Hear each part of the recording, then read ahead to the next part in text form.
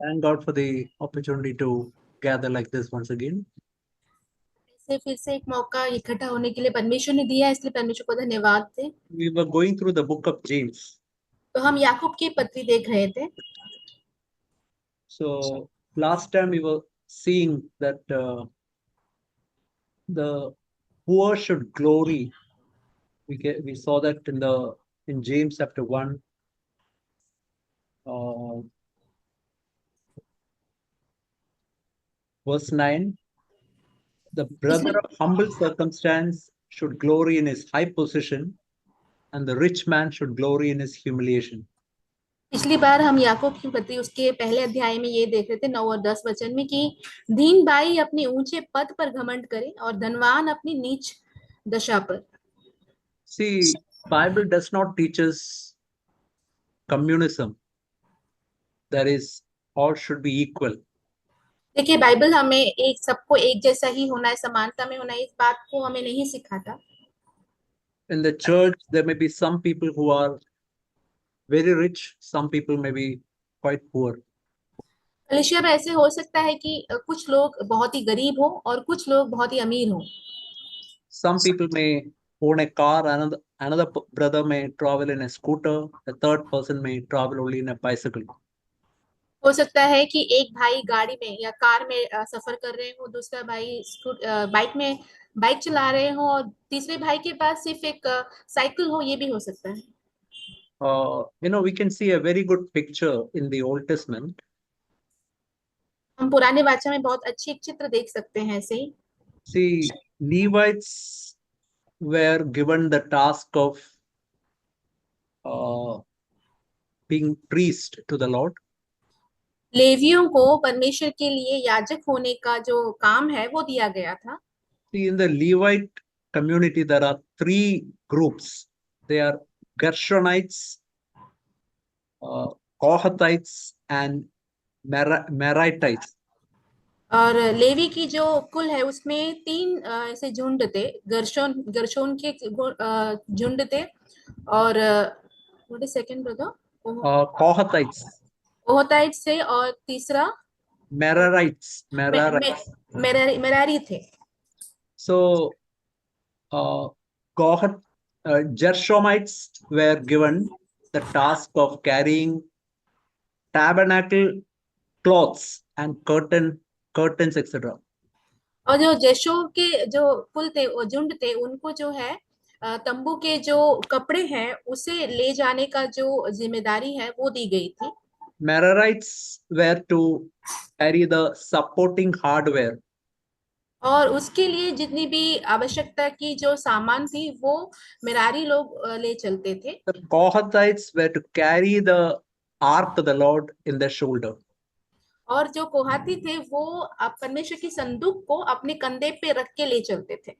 When we turn to Numbers chapter 7, जब हम गिनती की किताब की ओर जाते हैं, we can see that in verse 3, these three groups were given 6 covered carts and 12 oxen. It is in numbers. Numbers chapter 7, verse 3. गिनती की किताब 7वां अध्याय उसके तीसरे वचन में लिखा हुआ है कि ये जो लोग हैं उन्हें छाई हुई गाड़ियां और 12 बैल दी गई थी ताकि ये सारी चीजें वो लेकर चल सके। So, if it is equally divided, there are 3 groups in Levites. Each one will get 2 carts and 4 oxen. यदि इन चीजों को एक ही समान बांट दिया जाए तो इन तीन कुलों को जो है गाड़ी मिलेगी 3, और एक एक उन्हें एक बैल मिलेंगे। But see how God has divided it. परंतु देखिए यहाँ पे परमेश्वर ने उसे कैसे बांट के दिया है। We can see in chapter 7, verse 7, the Gershon family will get 2 carts and 4 oxen. और हम 7वें वचन के गिनती की किताब 7वें अध्याय के 7वें वचन में हम ये देख सकते हैं कि जो गर्शोनी है उन्हें सेवकाई के अनुसार 2 गाड़ियां और 4 बैल दिए गए। Merari family will get 4 carts and 8 oxen. और जो मरारियों हैं उनको उनकी सेवकाई के अनुसार उसने 4 गाड़ियां और 8 बैल दिए, while Kohathites have got no carts, no oxen. परंतु कहातियों को उसने कुछ ना दिया। This is something like, say, for example, one brother has got two cars perhaps, another brother only a scooter, another person only a bicycle. ऐसा हुआ कि एक भाई के पास 2 कारें हैं, दूसरे भाई के पास सिर्फ एक ही बाइक है और तीसरे भाई के पास सिर्फ एक साइकिल हो ऐसा। See, what God wants is the what we read here the last time. Let the poor brother glory in his high position. That is, he is the king of a high, great, almighty God. तो यहाँ पे हमने क्या पढ़ा है याकूब की पत्री में कि दीन भाई अपने ऊंचे पद पर घमंड करे, जो कि सर्वशक्तिमान परमेश्वर ने जो उसको पद दिया उस पर। The rich man should glory in his humiliation because he is not going to take anything from this world to the other world. और जो धनवान है वो अपनी नीच दशा पर गमन करे, क्योंकि वो इस धरती से कुछ भी अपने अपने साथ दूसरी दुनिया में नहीं ले जा सकता। Now we can turn to James chapter 1, today's portion, 1 verse 12 onwards. We read in verse 12, Blessed is the man who perseveres under trial, for once he has been approved, he will receive right, which the Lord has promised to those who love him. अब हम जाएंगे याकूब की पत्री पहला अध्याय, जो आज का हमारा अध्ययन का भाग है, 12वें वचन में। धन्य है वह मनुष्य जो परीक्षा में स्थिर रहता है, क्योंकि वह खरा निकलकर जीवन का वह मुकुट पाएगा जिसकी प्रतिज्ञा प्रभु ने अपने प्रेम करने वालों को दी है।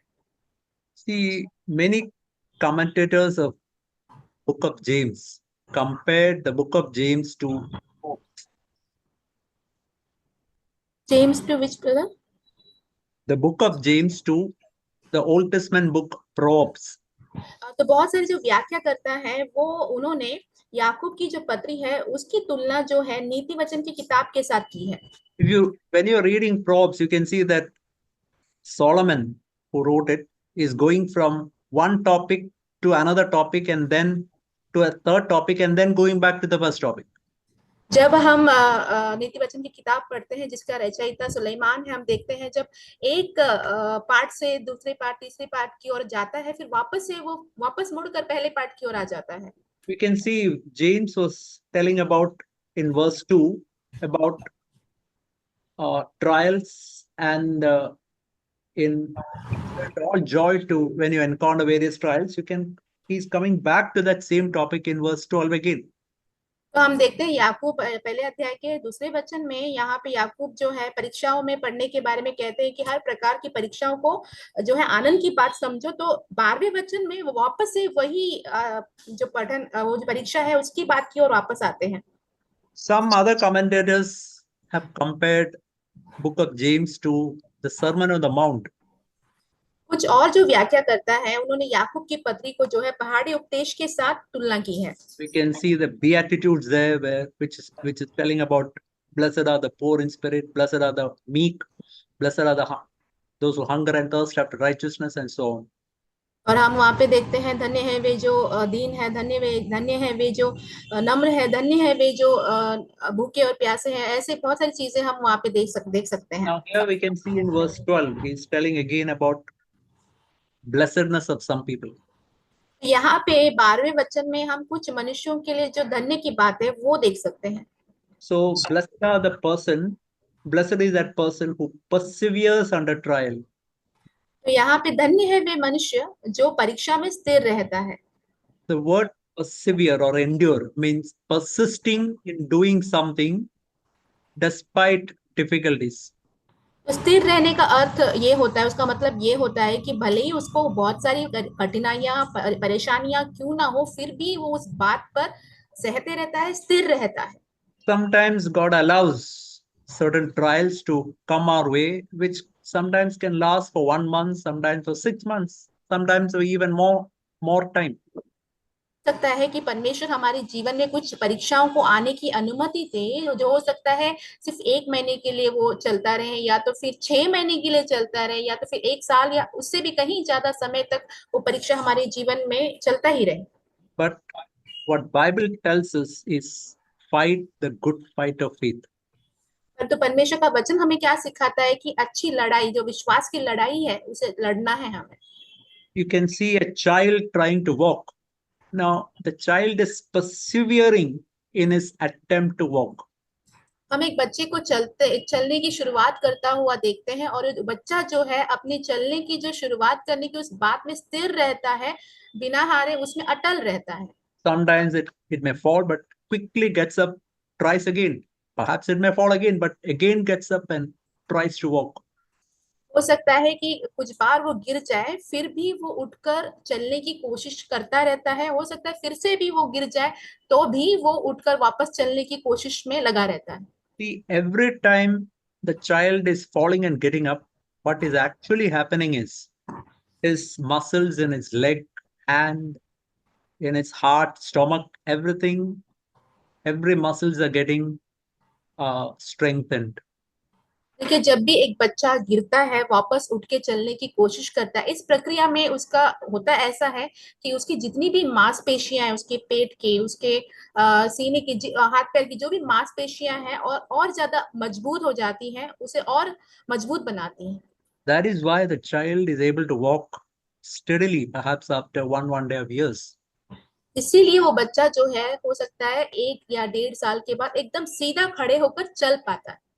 See, a Christian also, when he's like a baby Christian, he may fall many times. हो सकता है कि मसीही जो है, जब वो एक बालक मसीही रहता है, तो बहुत बार वो गिरता होगा। See, I'm not telling of deliberate committing of sin. देखिए, मैं जानबूझकर जो पाप करते हैं उसके विषय में बात नहीं कर रहा हूँ। A person who is deliberately sinning is not born again. जो व्यक्ति जानबूझकर पाप करता है, उसने नया जन्म पाया ही नहीं है। See, uh, a person like a cat, say, you know the difference between a cat and a pig. Pig loves dirt, cat hates dirt. देखिए, हम एक जो बिल्ली है और जो सुअर है, उन दोनों के बीच के फर्क को जानते हैं। जो सुअर जो है वो गंदगी पसंद करता है, और जो बिल्ली जो है वो गंदगी से बिल्कुल नफरत करता है। No cat can say, no dirt will come in its body. Dirt may come, but it'll lick and remove it. कोई भी बिल्ली ये नहीं कह सकती कि उसके शरीर पर गंदगी नहीं आ सकती है। गंदगी आएगी, परंतु वो उसे चाट चाट कर साफ कर देती है। A true Christian hates sin and he does not want to fall into sin. और एक सच्चा मसीही जो है पाप से नफरत रखता है, और वो पाप में गिरना नहीं चाहता।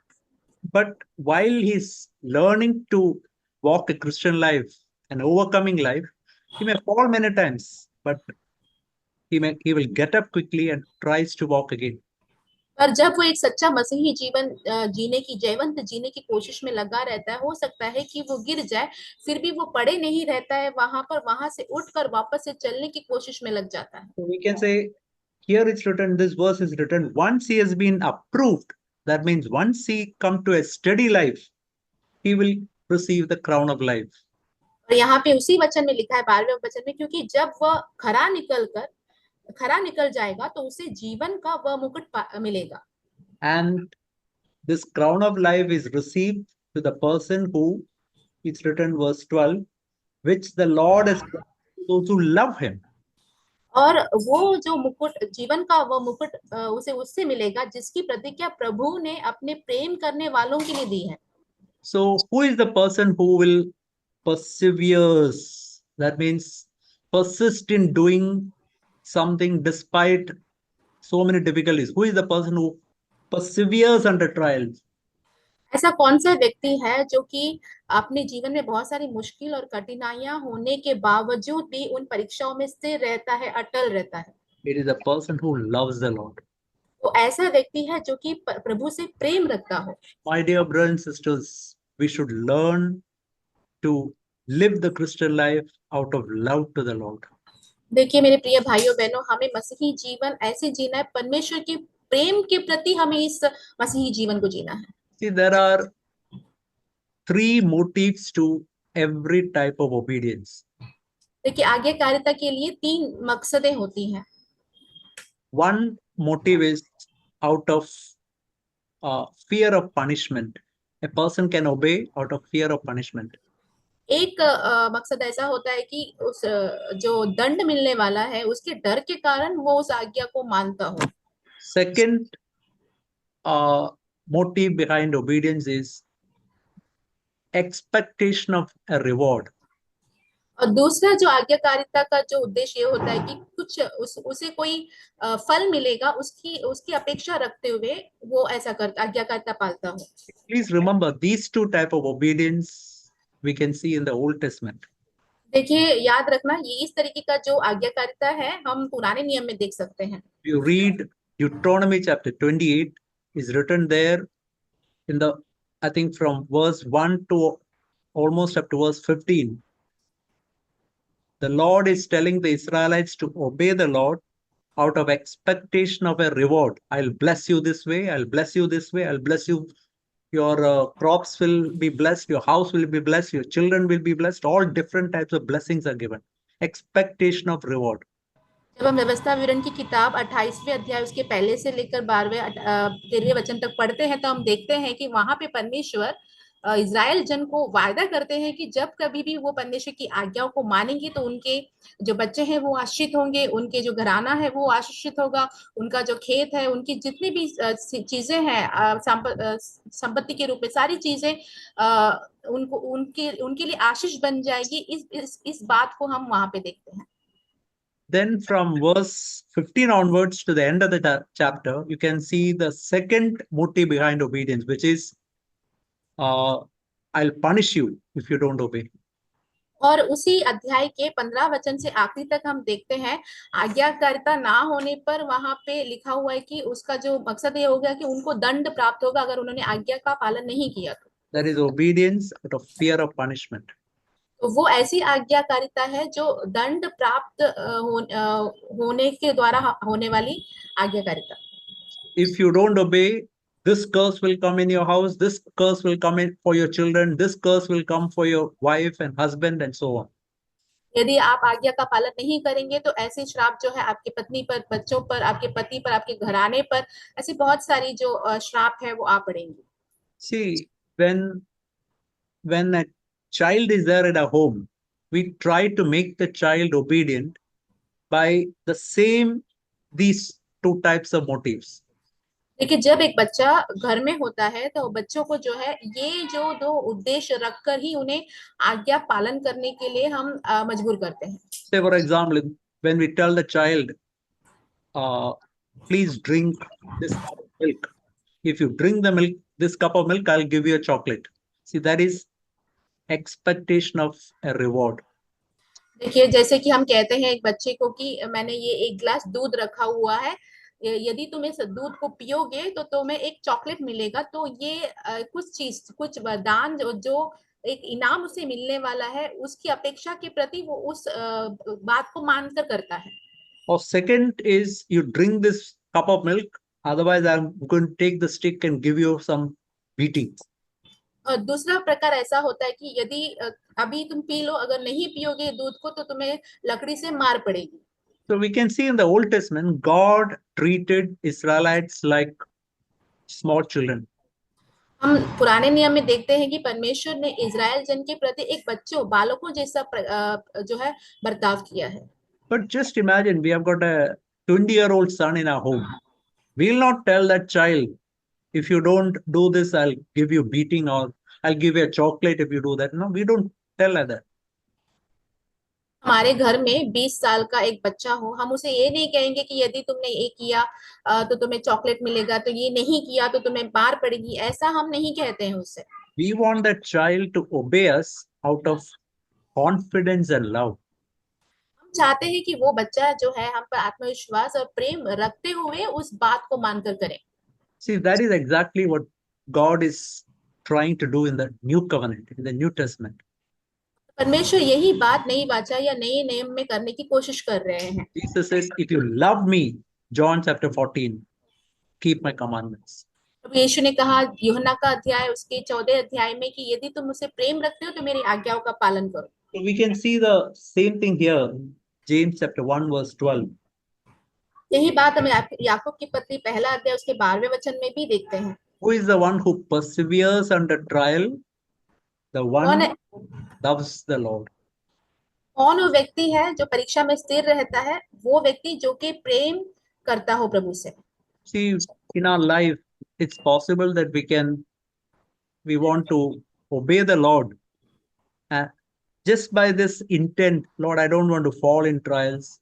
I want to keep my winning streak, or just to boast. See, for the last 3 months, I have not fallen into this sin. See, all these are selfish reasons for obeying the Lord. देखिए, हो सकता है कि हम अपने जीवन में ऐसे कहते हो कि प्रभु मैं आपसे आज्ञाकारिता में रहना चाहता हूँ, ताकि मैं इन बातों में गिरना नहीं चाहता हूँ, 3 महीने से मैं इसमें गिरा नहीं हूँ। ऐसे एक मनोभाव रखते हुए भी हम आज्ञाकारिता में रह सकते हैं। God does not want us to obey out of any of these way. परमेश्वर इस प्रकार के मार्गों के द्वारा नहीं चाहते हैं कि हम उनकी आज्ञा का पालन करें। He wants us to obey Him out of pure love to the Lord Jesus. परमेश्वर चाहते हैं कि प्रभु यीशु मसीह के प्रति हमारा जो शुद्ध प्रेम है, उसके द्वारा ही हम उसकी आज्ञा का पालन करें। Now we can see in verse 13, let no one say when he's tempted, I am being tempted by God.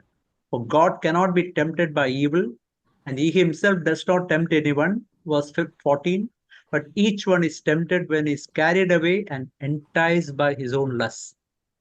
13वें वचन में हम देखते हैं, जब किसी की परीक्षा हो तो वह ये ना कहे कि मेरी परीक्षा परमेश्वर की ओर से होती है, क्योंकि ना तो बुरी बातों से परमेश्वर की परीक्षा हो सकती है, और ना वह किसी की परीक्षा आप करता है। 14 वचन, परंतु प्रत्येक व्यक्ति अपनी ही अभिलाषा में खींचकर और फंस कर परीक्षा में पड़ता है। See, we have to remember always that God does not tempt anybody. देखिए, इस बात को हमें हमेशा याद रखना है कि परमेश्वर कभी भी किसी को कोई प्रलोभन में या परीक्षा में नहीं डालता है। He does not entice anybody to something which is evil. जो कुछ भी बुरी बातें हैं उसकी प्रति परमेश्वर किसी को भी आकर्षित करने की कोशिश नहीं करता। But we can see in the Old Testament, God tested some people. पर पुराने नियम में हम देख सकते हैं कि परमेश्वर ने कुछ लोगों को जांचा है। If you read Genesis chapter 22, we can see that God tested Abraham. उत्पत्ति की किताब उसका 22वां अध्याय हम देखेंगे तो हम देखते हैं वहां पे कि परमेश्वर ने अब्राहम की परीक्षा ली। We can see even in the book of Job that God tested Job. अय्यूब की किताब में भी हम देखते हैं कि परमेश्वर ने उसे भी परखा।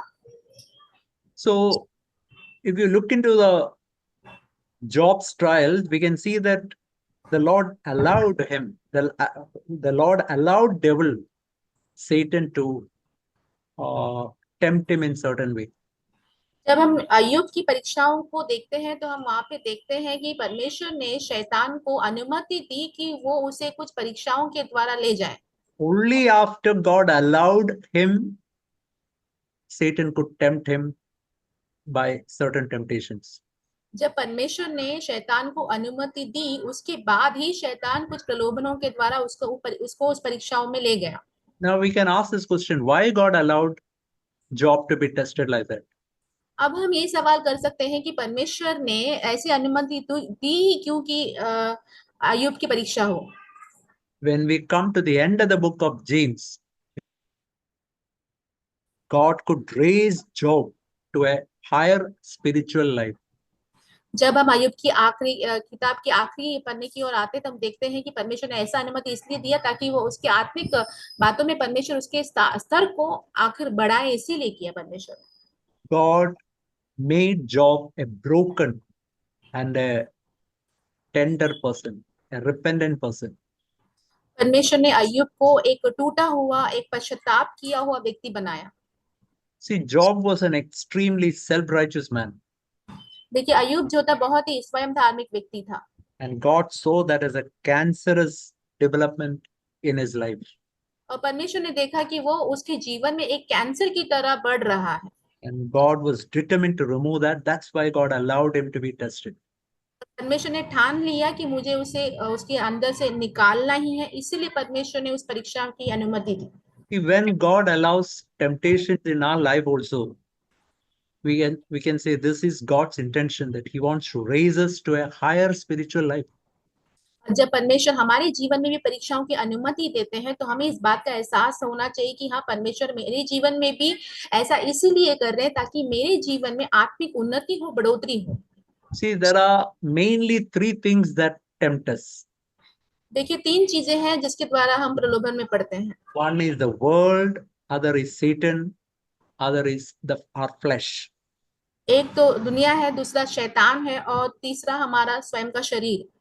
You know, our flesh is the greatest enemy of all.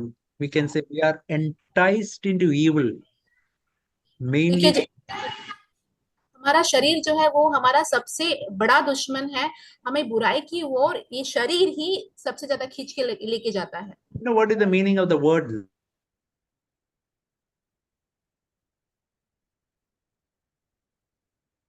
I cannot hear you.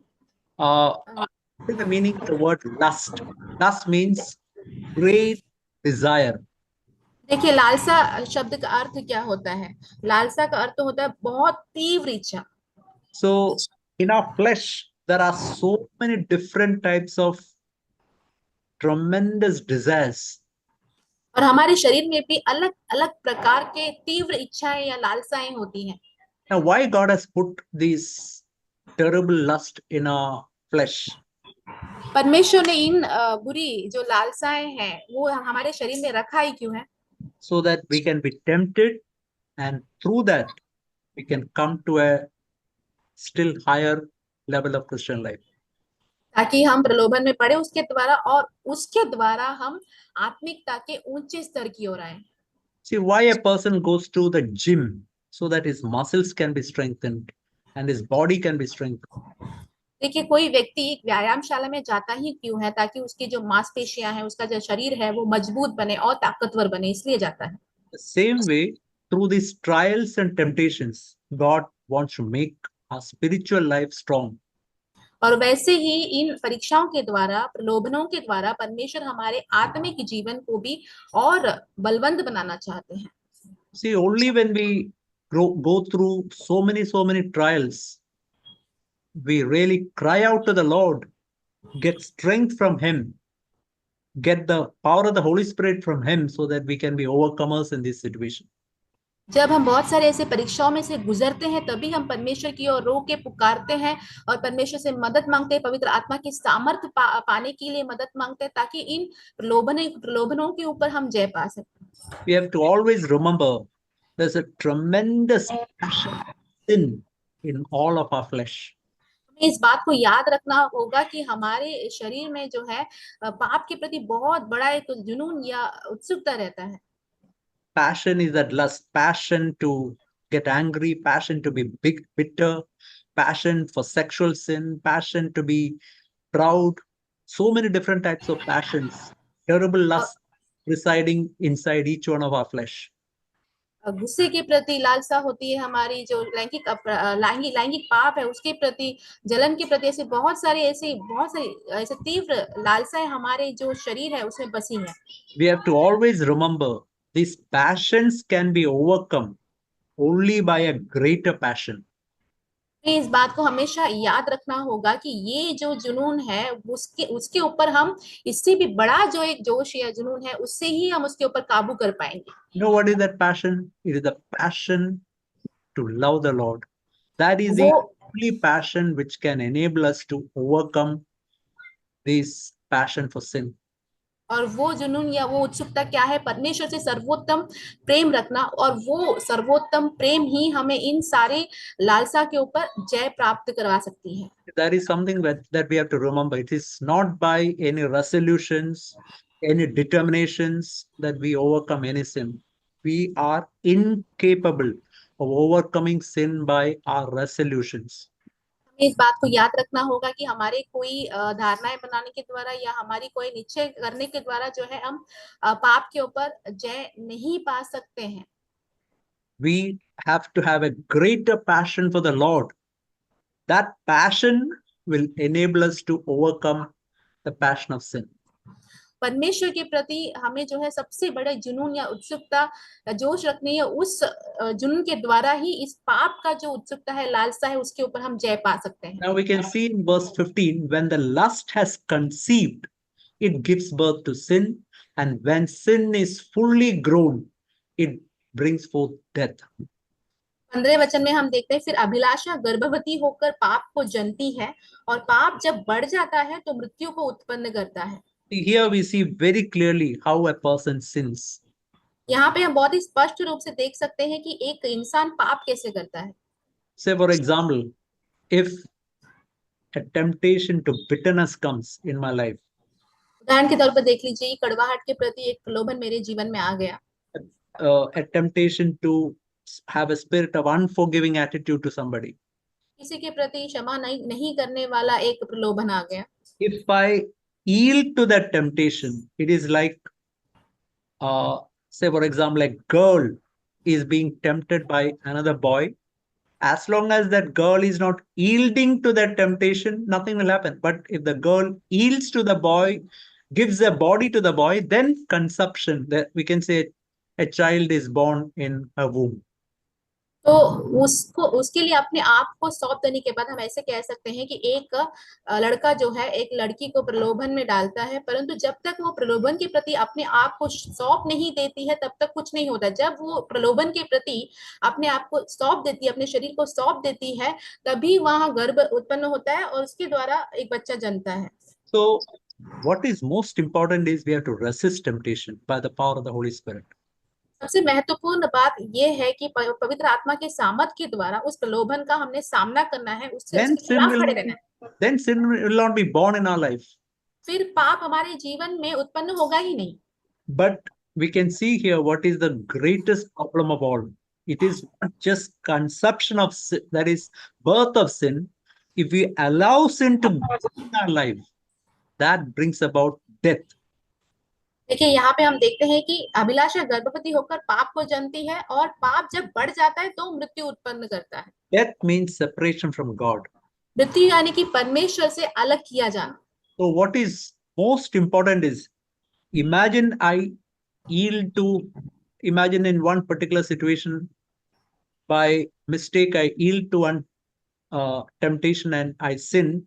I have to quickly go to the Lord, acknowledge my sin, acknowledge what I've done, and confess it and forsake that sin.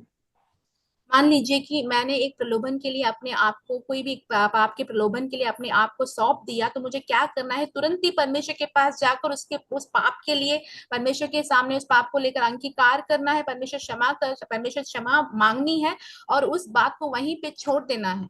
But if we allow the sin to grow in our life, that is the greatest problem. We really go far away from the Lord. It's like a wall coming between us and God. यदि हमने उस पाप को अपने जीवन में बढ़ने दिया तो क्या होगा कि हम बहुत बड़ी मुसीबत में पड़ सकते हैं। हमारे और परमेश्वर के बीच में बहुत बड़ी दीवार खड़ी हो सकती है। Please remember, my dear brothers and sisters, the greatest problem in our life is when we yield to sin. देखिए भाइयों बहनों, इस बात को याद रखें कि हमारे जीवन की सबसे बड़ी समस्या ये है कि हम पाप के प्रति अपने आप को सौंप देते हैं, वही है। We can see in verse 16, do not be deceived, my beloved brethren. 16वें वचन में हम देखते हैं कि हे मेरे प्रिय भाइयों, धोखा ना खाओ। See, what James is telling us is, don't take sin lightly in our life. यहाँ पे याकूब हमसे क्या कहते हैं कि पाप को अपने जीवन में हल्के में बिल्कुल मत लो। That is the greatest problem that we can ever face if we take lightly in our life. तो यदि हमने पाप को अपने जीवन में एकदम हल्के में लिया तो सबसे बड़ी समस्या है जिसका सामना हम कर सकते हैं अपने जीवन में। So if you go back to Genesis, when Adam and Eve, they were in the Garden of Eden, God told very clearly, the day you eat of the tree of the knowledge of good and evil, you shall die. यदि हम उत्पत्ति की किताब में वापस जाएंगे, वहां पे आदम और हव्वा को परमेश्वर ने बहुत ही स्पष्ट रूप से कह दिया था कि ज्ञान के बुरे और अच्छाई के फल को अगर यदि तुमने खा लिया तो उस दिन तुम जरूर मरोगे। You know what Satan came and told them? आप जानते हैं शैतान ने आकर उनको क्या बोला? You shall not die. तुम मरोगे नहीं। That means don't take those words of the Lord so seriously. Its sin is not so serious. Disobedience is not so serious. Take it lightly. इसका मतलब ये है कि परमेश्वर के बातों को या वचनों को इतनी गंभीर रूप से मत लो, पाप को इतना गंभीर रूप से मत लो, पाप को जो है बहुत ही हल्के रूप से लो। My dear brothers and sisters, it is very important for us to see sin as God sees it. और भाइयों बहनों, हमारे लिए बहुत ही महत्वपूर्ण बात है कि हम पाप को उसी प्रकार से देखें जैसे कि परमेश्वर उसे देखता है। We have to see the consequence of sin, the tendencies of sin, the fruits of sin. We can say sin has got terrible effect in our life.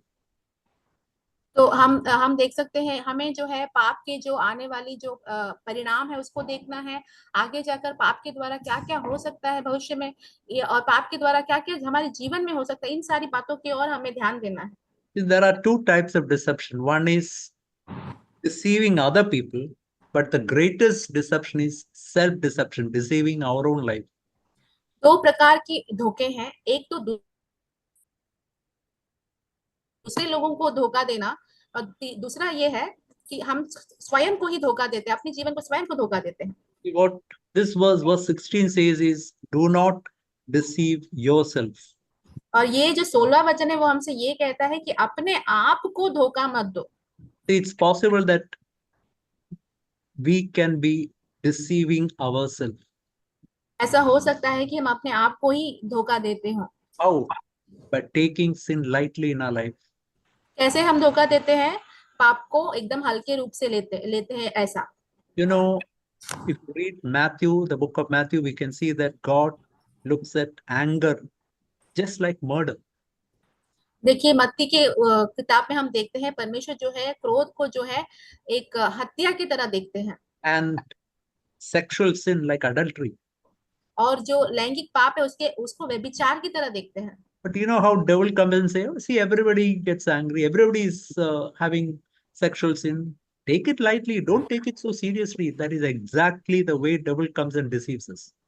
और शैतान आकर हमें धोखा कैसा देता है, वो कहता है कि ये जो गुस्सा करना है वो तो सभी करते हैं, उसे इतना गंभीरता से मत लो, हल्के में लो, जो लैंगिक पाप है वो तो बहुत ही हल्का है, सभी करते हैं, ऐसे धोखे में डालता है वो हमें। So that is why we have to take God's word very seriously in our own life. इसलिए हमें परमेश्वर के वचन को हमारे जीवन में बहुत ही गंभीरता से लेना है। We can see in verse 17, every good thing bestowed and every perfect gift is from above, coming down from the Father of lights, with whom there is no variation or shifting shadow. 17वें वचन में हम देखते हैं क्योंकि हर एक अच्छा वरदान और हर एक उत्तम दान ऊपर ही से है और ज्योतियों के पिता की ओर से मिलता है। So, you know what is this greatest, what is written here as the perfect gift and every good thing तो given by यहाँ the Father of lights. तो यहाँ पे जो अच्छा वरदान और एकदम उत्तम दान जो कि ज्योतियों के पिता की ओर से मिलता है, उसका मतलब क्या है? There are so many perfect gifts God has given us. परमेश्वर ने हमें बहुत सारे उत्तम दान दिए हैं, But when we see in the context of what we have seen, here the gift is referring to the power of the Holy Spirit, grace God has given us to overcome this thing. जब हम यहाँ पे जो वरदान के विषय में देखते हैं तो हम देखते हैं कि पवित्र आत्मा का सामर्थ्य और जो अनुग्रह परमेश्वर ने हमें प्रदान किए है उसके बारे में है। We can say the third person of Trinity has come to abide in each believer today. हम ये कह सकते हैं कि जो तृत्व में तीसरा व्यक्ति जो पवित्र आत्मा है आज विश्वासियों के अंदर वास करने के लिए उतर आया है, And he has come to give us grace, which is help in every temptation.